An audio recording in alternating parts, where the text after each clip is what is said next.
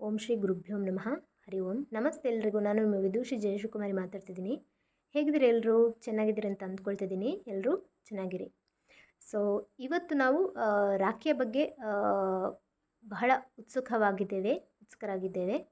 ರಾಖಿ ಕಟ್ಟಲು ಶ್ರಾವಣ ಮಾಸದ ಶುಕ್ಲ ಪಕ್ಷದ ಹುಣ್ಣಿಮೆಯ ತಿಥಿ ಇದೆ. ಹುಣ್ಣಿಮೆ ತಿಥಿ ಒಂದು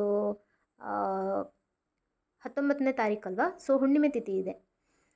ಈ ಒಂದು ಹುಣ್ಣಿಮೆ ತಿಥಿ ಇರುವಾಗ ನಾವು ರಾಖಿಯನ್ನು ಕಟ್ಟೋದು ಪದ್ಧತಿ.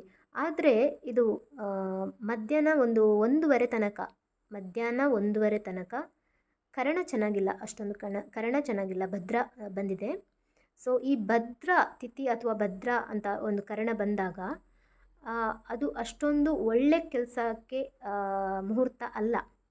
ಸೊ ಯಾವುದೇ ಒಂದು ಮುಹೂರ್ತಗಳಿಗೆ ನೋಡುವಾಗ ಆ ಒಂದು ವೈಬ್ಸ್ ಚೆನ್ನಾಗಿರಲ್ಲ. ಒಂದು ಬೀಳುವಂಥ ಕಿರಣಗಳಾಗಲಿ, ಒಂದು ಹರಡುವಂಥ ಯಾವುದೇ ಒಂದು ವೈಬ್ಸ್ ಆಗಲಿ, ಪಾಸಿಟಿವಿಟಿ ಆಗಲಿ, ಅದು ಸರಿ ಇರಲ್ಲ. ನೆಗೆಟಿವಿಟಿ ಜಾಸ್ತಿ ಇರುತ್ತೆ. ಅದರಿಂದ ಆಗುವ ದುಷ್ಪರಿಣಾಮ ಜಾಸ್ತಿ ಇರುತ್ತೆ. ಹಲವಾರು ಉದಾಹರಣೆಗಳಿವೆ.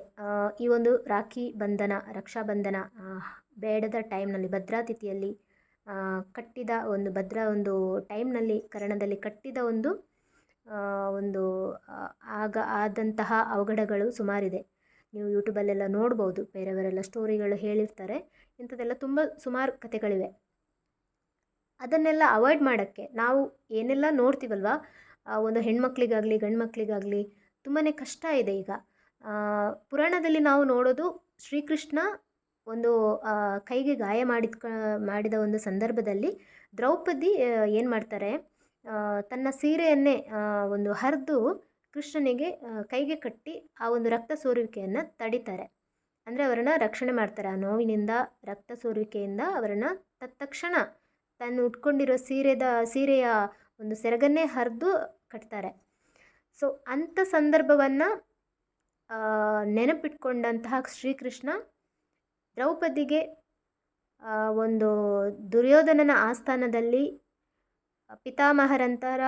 ಪಿತಾಮಹರಂತಹ ಭೀಷ್ಮಾಚಾರ್ಯ, ಹಾಗೆ ದ್ರೋಣಾಚಾರ್ಯ ಗುರು ಅವರು ಇದ್ದು, ಹಾಗೆ ಅವರ 5 ಜನ ಪತಿಯಂದಿರಿದ್ದು, ಎಲ್ಲರಿಂದಲೂ ಒಂದು ಭಯಭೀತರಾಗಿ ಯಾರೇ ರಕ್ಷಣೆ ಕೊಡದೇ ಇರುವ ಸಂದರ್ಭದಲ್ಲಿ ಕೂಡ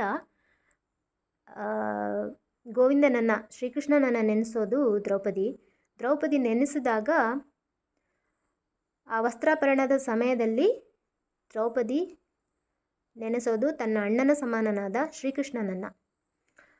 ಆ ಸಂದರ್ಭದಲ್ಲಿ ನೆನೆಸ್ಕೊಂಡಾಗ ತನ್ನಷ್ಟಕ್ಕೆ ಆ ಕೈಗೆ ಕಟ್ಟಿದಂಥ ಒಂದು ವಸ್ತ್ರ ಏನಿದೆ ಅದು ಸೀರೆಯಾಗಿ ಬರ್ತಾ ಇರುತ್ತೆ. ಅದು ಅಲೌಕಿಕವಾದ ಒಂದು ಊಹೆಗೂ ನಿಲುಕದ ಒಂದು ಸಂದರ್ಭ. ಯಾರೇ ಕಷ್ಟಕ್ಕೆ ಆಗದೇ ಇದ್ದರೂ ಶ್ರೀಕೃಷ್ಣ ತನ್ನ ಸಹೋದರಿಯ ಒಂದು ಕಷ್ಟವನ್ನು ನಿವಾರಿಸಲಿಕ್ಕೆ ತಾನು ಸಹಾಯಕ್ಕೆ ನಿಂತ ಒಂದು ನಿದರ್ಶನ ಇದೆ.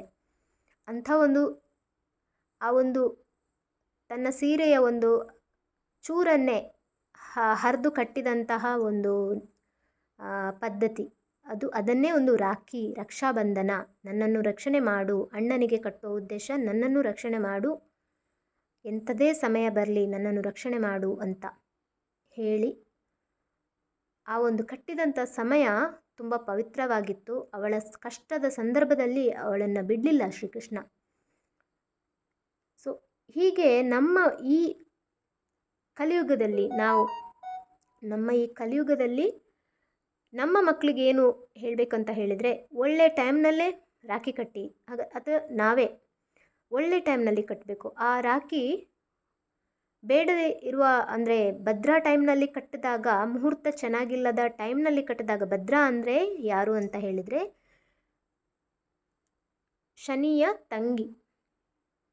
ಶನಿಯ ತಂಗಿ ಭದ್ರಾ ಆಗಿರ್ತಾಳೆ. ಅದು ಸೂರ್ಯದೇವ ಮತ್ತು ಛಾಯನ ಮಗಳಾಗಿ ಭದ್ರಾ ಹುಟ್ಟಿರ್ತಾಳೆ. ಅವಳಿಗೆ ಒಂದು ಟೈಮು ಭದ್ರಾ, ಅವಳು ಎಲ್ಲವನ್ನ ಹಾಳು ಮಾಡ್ತಾ ಇರ್ತಾಳೆ. ಅತ್ಯಂತ ಕೋಪಿಷ್ಠಳಾಗಿರ್ತಾಳೆ. ಎಲ್ಲವನ್ನ ಒಂದು ಧ್ವಂಸ ಮಾಡುವ ಕೆಲಸ, ನೆಗೆಟಿವ್ ಎನರ್ಜಿ ಅಂತ ಹೇಳ್ಬೋದು. ಎಲ್ಲದಕ್ಕೂ ಒಂದು ತನ್ನ ನಕಾರಾತ್ಮಕತೆಯನ್ನು ಬೀರುವಂಥ ಕೆಲಸ ಭದ್ರಳದ್ದು. ಸೊ ಆ ಒಂದು ಅದು ಒಂಥರ ಮಾಯೆ ಥರ. ಆ ಒಂದು ಎನರ್ಜಿ ಸರಿ ಇಲ್ಲ. ನಮಗೆ ಪಾಸಿಟಿವ್ ವೈಬ್ಸ್ ಬೇಕು. ನಮ್ಮನ್ನು ಒಂದು ಈಗಿನ ಕಾಲಮಾನಕ್ಕೆ ನೋಡಿದಾಗ, ನಾನು ಒಂದು ಎಪಿಸೋಡ್ನಲ್ಲಿ ಏನು ಹೇಳಿದ್ದೆ, ಮಕ್ಕಳನ್ನು ಶಿಕ್ಷಕರು ಅಥವಾ ಪೋಷಕರು, ಹೆತ್ತವರು ಸರಿಯಾದ ಮಾರ್ಗದಲ್ಲಿ ಅವರಿಗೆ ಮೌಲ್ಯ ಶಿಕ್ಷಣವನ್ನು ಕೊಡಿ ಅಂತ ಏನು ಹೇಳಿದ್ದೀನೋ ಅದಕ್ಕೆ ಪೂರಕವಾಗಿ ನಾನು ಮಾತಾಡ್ತಿದ್ದೀನಿ. ನಾವು ರಾಖಿಯನ್ನು ಕಟ್ಟಿಸುವಾಗಲೂ ಕೂಡ ಒಳ್ಳೆಯ ಟೈಮ್ನಲ್ಲಿ ಕಟ್ಟಿಸಿ. ದಯವಿಟ್ಟು ಇದನ್ನು ನೆಗ್ಲೆಕ್ಟ್ ಮಾಡಬೇಡಿ.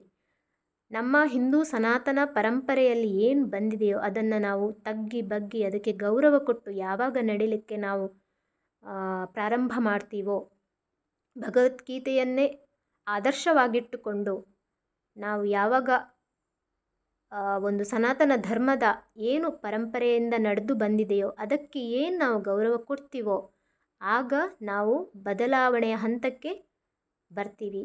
ನಾವು ಒಂದು ಹೆಜ್ಜೆ ಇಟ್ಟರೆ ಎಲ್ಲವೂ ಒಳ್ಳೆಯದೇ ಆಗುತ್ತೆ. ಸೊ ಯಾರೇ ಆಗಲಿ ಭದ್ರಾ ಟೈಮ್ನಲ್ಲಿ ರಾಖಿ ಕಟ್ಟಿಸಬೇಡಿ ಹಾಗೂ ಕಟ್ಟಿಸ್ಕೊಳ್ಬೇಡಿ. ಇದನ್ನು ನೋಡಿ, ಓಕೆ?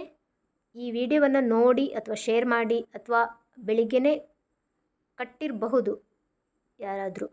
ಸೊ ಕಟ್ಟಿದ್ರೂ ಪರವಾಗಿಲ್ಲ, ಸಂಜೆ ಮತ್ತೆ ಒಮ್ಮೆ ಸರಿ ಕಟ್ಟಿ, ಮತ್ತೆ ಒಂದು ಸರಿ ಕಟ್ಟಿದ್ದೆ. ಯಾಕಂತ ಹೇಳಿದರೆ ದೇವರ ಒಂದು ಆಶೀರ್ವಾದನ ಪಡೆದು ಅರಿಶಿನ ಕುಂಕುಮವನ್ನು ಒಂದು ಹಚ್ಚಿ ನೀವು ಕಟ್ಟಿ, ಭಕ್ತಿಯಿಂದ ಕಟ್ಟಿ. ಯಾಕಂತ ಹೇಳಿದರೆ ಸಮಯ ಆದ ಅಭಾವದಿಂದ ನನಗೆ ಬೇಗ ವಿಡಿಯೋ ಮಾಡಲಿಕ್ಕೆ ಆಗಲಿಲ್ಲ, ನನ್ನದು ತಪ್ಪಿದೆ. ಸೊ ಈ ಒಂದು ಭದ್ರಾ ಟೈಮ್ನಲ್ಲಿ ಕಟ್ಟಬೇಡಿ ದಯವಿಟ್ಟು. ಈ ಎಲ್ಲ ವಿಡಿಯೋವನ್ನು ನೋಡಿ ಆದಮೇಲೂ ಕೂಡ ಕಟ್ಟಲಿಕ್ಕೆ ಹೋಗಬೇಡಿ. ನೀವು ಯಾವಾಗ ಕಟ್ಟಿ ಅಂತ ಹೇಳಿದರೆ ಈವ್ನಿಂಗ್ ಕಟ್ಟಿ, ಗೋಧೂಳಿ ಮುಹೂರ್ತ ಅಂತಿದೆಯಲ್ಲ ಅಷ್ಟೊತ್ತಿಗೆ ಕಟ್ಟಿ, ಅಥವಾ 1:30 ನಂತರ ಕಟ್ಟಿ, ಪರವಾಗಿಲ್ಲ. ಆ ಭದ್ರಾ ಒಂದು ಕರ್ಣ ಹೋಗುತ್ತೆ, ಆಮೇಲೆ ಭವಕರ್ಣ ಬರುತ್ತೆ. ಓಕೆ, ಇದನ್ನು ಮಾಡಿ ನೀವು ದಯವಿಟ್ಟು ಸಾಧ್ಯವಾದಷ್ಟು. ನಮ್ಮ ಹಿಂದೂ ಸನಾತನ ಪರಂಪರೆಯಲ್ಲಿ ಧರ್ಮದಲ್ಲಿ ಏನೇನು ಬಂದಿದೆಯೋ ಅದು ಎಲ್ಲವೂ ಮಂಗಳಕರವಾಗಲಿಕ್ಕೇ ನಮ್ಮ ಹಿರಿಯರು ಹೇಳಿಕೊಟ್ಟಿದ್ದಾರೆ. ಸೊ ಅದನ್ನು ನಾವು ಪಾಲಿಸಬೇಕು. ಅದನ್ನು ಪ್ರಶ್ನೆ ಮಾಡಿ ಅದು ಯಾಕೆ ಇದು ಯಾಕೆ, ಮೂಢರ ಹಾಗೆ, ಅಂಧರ ಹಾಗೆ ಅಥವಾ ಫಾರಿನರ್ಸ್ ಹಾಗೆ ನಾವು ಬಹಳ ಮುಂದುವರೆದಿದ್ದೀವಿ, ನಾವು ಏನು ವೆಲ್ ಎಜುಕೇಟೆಡ್, ಆ ಥರ ಏನೋ ಒಂಥರ ಡೆವಲಪ್ಡ್ ಕಂಟ್ರಿ ನಮ್ಮದು, ಆ ಥರ ನಾವೇನೋ ಸಾಧಿಸಿದ್ದೀವಿ, ನಾವೇನೋ ಕಲ್ತಿದ್ದೀವಿ. ಎಲ್ಲಕ್ಕಿಂತ ಮೊದಲು ಮಾನ ಪ್ರಾಣ ಎರಡನ್ನು ರಕ್ಷಿಸಲು ನಮಗೆ ನಮ್ಮ ಹುಡುಗರು ಬೇಕು. ನಮ್ಮ ಹುಡುಗರು ದಾರಿ ತಪ್ಪಬಾರ್ದು. ನಮ್ಮ ಹುಡುಗರು ದಾರಿ ತಪ್ಪಿದರೆ ನಮ್ಮನ್ನು ರಕ್ಷಣೆ ಮಾಡುವವರು ಯಾರಿಲ್ಲ. ಹೆಣ್ಣು ಮಕ್ಕಳು ಗಂಡಸಿಗಿಂತ ಸ್ಟ್ರಾಂಗ್, ಅದು ಹೌದು. ಎಲ್ಲ ರಾಣಿಯರೂ ಇದ್ದರು ನಮ್ಮ ಪೂರ್ವದಲ್ಲಿ, ರಾಜರು ಇದ್ದರು, ರಾಣಿಯರು ಇದ್ದರು, ಯುದ್ಧ ಅವರು ಕೂಡ ಮಾಡ್ತಿದ್ರು. ಆದರೆ ಒಬ್ಬ ಅಣ್ಣನ ಸ್ಥಾನದಲ್ಲಿ, ಒಬ್ಬ ತಂಗಿಯ ಸ್ಥಾನದಲ್ಲಿ ಒಬ್ಬ ಹೆಣ್ಣನ್ನು ನೋಡಲಿಕ್ಕೆ ಸ್ಟಾರ್ಟ್ ಮಾಡ್ತಾನೋ, ಅವನ ಹೆಂಡತಿಯನ್ನು ಬಿಟ್ಟು ಮತ್ತೆಲ್ಲರನ್ನು ಸೋದರತ್ವದ ಭಾವನೆಯನ್ನು ನೋಡಬೇಕು, ಅವನು ಕೂಡ ಅವಳು ಕೂಡ. ಆಗ ಈ ಮೂಲಕ ನಮ್ಮ ಒಂದು ಏನು ಉದ್ದೇಶ ಇದೆಯೋ, ಮಕ್ಕಳಿಗೆ ಒಂದು ಒಳ್ಳೆಯ ಒಂದು ಬೆಳವಣಿಗೆ, ಅಂದರೆ ಒಳ್ಳೆಯ ಶಿಕ್ಷಣ ಆಗಲಿ, ಒಳ್ಳೆಯ ಸಂಸ್ಕಾರಗಳಾಗಲಿ, ಮೌಲ್ಯಯುತ ಪಾಠಗಳಾಗಲಿ, ಅಥವಾ ಸಮಾಜದಲ್ಲಿ ಆಗುವಂತಹ ಒಂದು ದುಷ್ಪರಿಣಾಮಗಳು ಏನಿದೆಯೋ, ಅಥವಾ ಹೆಣ್ಣಿಗೆ ಕೊಡುವಂತಹ ಗೌರವ ಇರಲಿ, ಇದನ್ನೆಲ್ಲ ನೋಡುವಾಗ ನಾವು ಬದಲಾವಣೆಯನ್ನು ಖಂಡಿತ ತರಬಹುದು, ನಾವು ಮಾಡಬಹುದು. ನಾವೇ ಮಾಡಬೇಕು. ಹೆತ್ತವರು ನಾವು, ಯಾರೆಲ್ಲ ಈಗ ಯೂಟ್ಯೂಬ್ ನೋಡ್ತಿದ್ದಾರೆ ಎಲ್ಲರ ಹತ್ರ ಇರುತ್ತೆ ಮೊಬೈಲು. ಸೊ ಯಾರೆಲ್ಲ ನೋಡ್ತಿದ್ದೀರೋ ನೀವು ಫಾಲೋ ಮಾಡಿ, ಇದನ್ನು ಫಾಲೋ ಮಾಡಲಿಕ್ಕೆ ಹೇಳಿ, ಇದನ್ನು ಶೇರ್ ಮಾಡಿ. ಎಲ್ರಿಗೂ ಎಲ್ಲ ವಿಷಯಗಳು ಗೊತ್ತಿರೋದಿಲ್ಲ, ನನಗೂ ಗೊತ್ತಿರಲಿಲ್ಲ ಮುಂಚೆ. ಸೊ ಇವಾಗ ಗೊತ್ತಾದಿದ್ದರಿಂದ ನಾನು ಕೂಡ ಇದನ್ನು ಹೇಳ್ತೀನಿ. ಸೊ ನಾವು ಏನು ಕಲ್ತಿದ್ದೇವೋ ಅದನ್ನು ಸಮಾಜಕ್ಕೆ ತಿಳಿಸೋದು ನಮ್ಮ ಕರ್ತವ್ಯ ಆಗಬೇಕು, ಪ್ರತಿಯೊಬ್ಬನೂ ಕೂಡ. ಅದು ನೀವಾದರೂ ಸರಿ, ನಾನಾದರೂ ಸರಿ, ಇನ್ನೊಬ್ಬರಾದರೂ ಸರಿ. ಸೊ ಅದರಿಂದ ನಾವು ಏನು ಕಳ್ಕೊಳ್ಳೋದೇನೂ ಇಲ್ಲ. ಸೊ ಒಳ್ಳೆಯ ವಿಷಯ ಇದ್ದರೆ ಅದನ್ನು ಹಂಚ್ಕೊಳ್ಳೋದ್ರಲ್ಲಿ ಯಾವುದೇ ಮುಜುಗರ ಇಲ್ಲ. ಸೊ ನೀವು ಯಾರೇ ಆಗಿರಿ ಇದನ್ನು ಶೇರ್ ಮಾಡಿ, ಎಲ್ರಿಗೂ ಹಾಗೆ ನನ್ನ ಚಾನಲನ್ನು ಸಬ್ಸ್ಕ್ರೈಬ್ ಮಾಡಿ. ಯಾಕಂತ ಹೇಳಿದರೆ ನಾನು ಇಂತಹ ಕೆಲವೊಂದು ವಿಷಯಗಳ ಒಂದು ವಿಡಿಯೋಗಳನ್ನು ಹಾಕಿದಾಗ ಅದು ಮಿಸ್ ಆಗ್ಬೋದು. ಸಬ್ಸ್ಕ್ರೈಬ್ ಮಾಡಿಕೊಂಡಾಗ ನಿಮಗೆ ನೇರವಾಗಿ ನಿಮಗೆ ಒಂದು ನೋಟಿಫಿಕೇಷನ್ ಬರುತ್ತೆ. ಸೊ ಆಗ ನೀವು ನೋಡ್ಬೋದು. ಸೊ ಹೀಗೆ ಹೇಳ್ತಾ ಎಲ್ರಿಗೂ ಒಳ್ಳೆಯದಾಗಲಿ. ಎಲ್ಲರೂ ಒಂದು ಆ ಕಂಕಣವನ್ನು ಕಟ್ಟಿಸಿಕೊಳ್ಳಿ ಹಾಗೂ ಕಟ್ಟಿ. ಇದು ರಾಷ್ಟ್ರದ ಉದ್ಧಾರಕ್ಕೆ ಅಂತ ಅಂದ್ಕೊಂಡು ಕಟ್ಟಿ. ಅಂದರೆ ನಮ್ಮ ಒಂದು ಏನು ನಡೀತಿದೆ ನಮ್ಮ ಒಂದು ಎಲ್ಲ ಪ್ರದೇಶಗಳಲ್ಲಿ ಅತ್ಯಾಚಾರ, ಅನಾಚಾರ, ದೌರ್ಜನ್ಯ, ಒಂದು ಕೊಲೆ ಸುಲಿಗೆ ಏನೆಲ್ಲ ನಡೀತಿದೆಯೋ ಇದು ಒಂದು ಬೇರೆ ರೂಪವನ್ನೇ ಪಡೀಲಿ. ಇದು ಇಲ್ಲಿ ತನಕ ಆಗಿದ್ದು ಸಾಕು. ಇನ್ನು ಮುಂದೆಯಾದರೂ ನಾವು ಇದನ್ನು ಒಂದು ಸಾತ್ವಿಕವಾಗಿ, ಒಂದು ಮಾನಸಿಕವಾಗಿ ಹಾಗೂ ಧಾರ್ಮಿಕವಾಗಿ ಎಲ್ಲದರ ಒಂದು ರೀತಿಯಿಂದಲೂ ನಾವು ಅರ್ಥ ಮಾಡಿಕೊಂಡು ಪರಿಸರವನ್ನು, ಒಂದು ಹಿಂದಿನ ಪರಂಪರೆಯನ್ನು, ಹಾಗೆ ಅದರ ಅರ್ಥಗಳನ್ನು ಅರ್ಥ ಮಾಡಿಕೊಂಡು ನಾವು ಅದನ್ನು ಮುಂದುವರೆದುಕೊಂಡು ಹೋದಾಗ ನಾವು ಈ ರಾಖಿಯನ್ನು ಒಳ್ಳೆ ಟೈಮ್ನಲ್ಲಿ ಕಟ್ಟಿದಾಗ ಅದರ ಫಲ ಒಳ್ಳೆಯದಾಗುತ್ತೆ. ಕೆಟ್ಟ ಟೈಮ್ನಲ್ಲಿ ಕಟ್ಟಿದಾಗ ಕೆಟ್ಟದಾಗುತ್ತೆ. ಯಾರಿಗೂ ಬೇಡ ಅಲ್ವಾ ನಮ್ಮ ಮಕ್ಕಳು ಹಾಳಾಗೋದು ಅಥವಾ ಇನ್ನೊಬ್ಬರು ಮಕ್ಕಳು ಹಾಳಾಗೋದು ನಮಗೆ ಬೇಡ ಅಲ್ವಾ, ನಮಗಿಷ್ಟ ಆಗಲ್ಲ ಅಲ್ವಾ. ಅದಕ್ಕೋಸ್ಕರ ನಾವು ಗೊತ್ತಿದ್ದು ಒಂದು ಬಾವಿಗೆ ಬೀಳುವ ಕೆಲಸ ಮಾಡಬಾರ್ದು. ಸೊ ಇಂಥ ಒಂದು ವಿಷಯವನ್ನು ಇಂಥ ಒಂದು ಇನ್ಫಾರ್ಮೇಷನ್ನ ಕೊಡ್ತಾ ಇದ್ದೀನಿ. ಸೊ ಸಾಧ್ಯವಾದಷ್ಟು ಇದನ್ನು ಎಲ್ರಿಗೂ ಆದಷ್ಟು ಬೇಗನೆ ಶೇರ್ ಮಾಡಿ. ಎಲ್ಲರೂ ನೋಡ್ಕೊಳ್ಳಿ. ಒಂದು ವೇಳೆ ಕಟ್ಟಿದರೆ ಕೂಡ ಕಟ್ಟಿರ್ಬೋದು. ಯಾಕಂತ ಹೇಳಿದರೆ ನಾನು ನನ್ನ ವೀಡಿಯೋ ಬೆಳಗ್ಗೆ ಯಾರೂ ನೋಡಲ್ಲ. ಸೊ ಕಟ್ಟಿದ್ರೂ ಕೂಡ ನಂತರದಲ್ಲಿ ಒಂದು ನೀವು ನೆಕ್ಸ್ಟ್ ಇನ್ನೊಮ್ಮೆ ಸಂಜೆ ಭಕ್ತಿಯಿಂದ ಕಟ್ಟಿ, ರಾಖಿಯನ್ನು ಕಟ್ಟಿ ಅಂತ ಹೇಳ್ತೀನಿ. ಏನಾಗಲ್ಲ, ಎಷ್ಟು ಸರಿ ಕಟ್ಟಿದ್ರು ಏನಾಗಲ್ಲ. ಆದರೆ ಭಕ್ತಿ ಭಾವದಿಂದ ಒಳ್ಳೆಯ ಒಂದು ಸಂಕಲ್ಪ ನಮ್ಮ ಹೆಣ್ಮಕ್ಳನ್ನ ರಕ್ಷಣೆ ಮಾಡಲಿಕ್ಕೆ ಇವಾಗ ತುಂಬ ಕಷ್ಟ ಇದೆ. ನಮ್ಮ ದೇಶ ಉಳಿಬೇಕು, ನಮ್ಮ ರಾಷ್ಟ್ರ ಮಾಡ್ಕೊಳ್ಳಿಕ್ಕೆ ತುಂಬ ಕಷ್ಟ. ಹೆಣ್ಣು ಮಕ್ಕಳು ಉಳಿಬೇಕು, ನಮ್ಮ ಗಂಡು ಎಲ್ಲ ರೀತಿಯಿಂದಲೂ ನಮ್ಗೆ ಕಷ್ಟ ಆಗ್ತಿದೆ.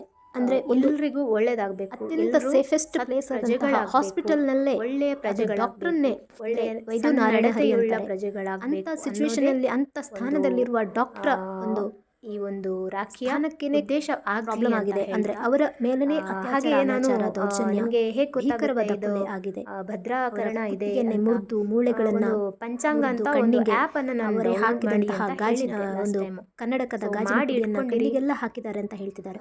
ಹಿಂದೂ ಕ್ಯಾಲೆಂಡರ್ ಕ್ರೂರವಾಗಿ ಪಂಚಾಂಗ ಅಂತ ನಿಮಗೆ ಸಿಗುತ್ತೆ, ಅದ್ರಲ್ಲಿ ನೋಡ್ಬೋದು ನೀವು. ಹಿಂದೂ ಕ್ಯಾಲೆಂಡರ್ ಅಂತ ಲಾಸ್ಟ್ ಟೈಮ್ ನಾನು ಹೇಳಿದ್ದೆ ಒಂದು ವಿಡಿಯೋದಲ್ಲಿ. ಹಿಂದೂ ಕ್ಯಾಲೆಂಡರ್ ಅಂತ ಒಂದು ಆ್ಯಪ್ ಇದೆ, ಅದನ್ನು ನೀವು ಹೆಣ್ಣಿನ ಗರ್ಭಕೋಶಕ್ಕೆ ಅಂದರೆ ಅವಳ ಜನನಾಂಗಕ್ಕೆ ಮಣ್ಣು ತುಂಬಿ ಸ್ವಸ್ತಿಕ್ ಚಿಹ್ನೆಯನ್ನು ಅದನ್ನು ಡೌನ್ಲೋಡ್ ಮಾಡ್ಕೊಳ್ಳಿ. ಅತ್ಯಂತ ಭೀಕರವಾಗಿ ಗೂಗಲ್ ಇದು ಪ್ಲೇಸ್ಟೋರಿಗೆ ಹೋಗಿ ನೀವು ಡೌನ್ಲೋಡ್ ಹತ್ರನೇ ಆಗಿರುವಂತಹ ಒಂದು ಗೊತ್ತಾಗುತ್ತೆ ಯಾವ ಟೈಮಿಗೆ ಯಾವ್ದಿದೆ, ಏನೇನಿದೆ, ಯಾವ ಮಾನವೀಯ ಮೌಲ್ಯಗಳನ್ನು ಮರೆತು ಯಾವ ನಕ್ಷತ್ರ ರಾಕ್ಷಸರ ರೀತಿ ಪ್ರಾಣಿಗಳು ಆ ಥರ ಮಾಡಲ್ಲ. ಪ್ರಾಣಿಗಳಿಗೂ ಅಂತ ನೀಚ ಎಲ್ಲವನ್ನು ಮನಸ್ಸು ಬರಲ್ಲ ಅನ್ಸುತ್ತೆ. ಎಲ್ಲರೂ ತಿಳ್ಕೊಳ್ಳುವ ಹಕ್ಕಿದೆ. ರಾಕ್ಷಸರ ಉಪಯೋಗ ಮೀರಿದ ಒಂದು ಭೀಕರ ಒಂದು ಉದ್ದೇಶದಿಂದ ದುರ್ಗುಣ ದುಶ್ಚಟ ಬಳಸ್ಕೊಳ್ಳಿ ಅಂತ ಏನು ಹೇಳ್ಬೋದು. ಅವರ ಏನು ಆಸೆ ಇತ್ತೋ, ಏನೊಂದು ಕೆಲಸದ ಕಾರ್ಯದ ಒಂದು ಆಮಿಷ ಮಂಗಳಾನಿ ಅಥವಾ ಯಾವ ಕೆಲಸಕ್ಕಾಗಿ ಯಾವ ಕಾರ್ಯಕ್ಕಾಗಿ ಇಂಥದ್ದನ್ನು ಮಾಡಿದಾರೋ